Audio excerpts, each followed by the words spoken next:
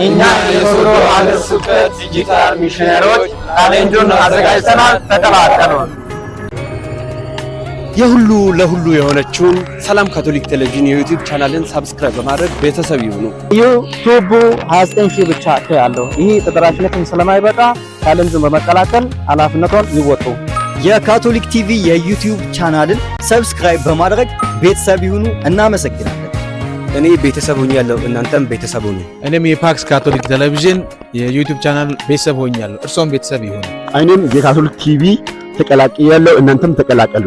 እስካሁን አልተቀላቀላችሁ? አሁኑኑ ተቀላቀሉ። እኔ ተቀላቅያለሁ፣ እናንተም ተቀላቀሉ።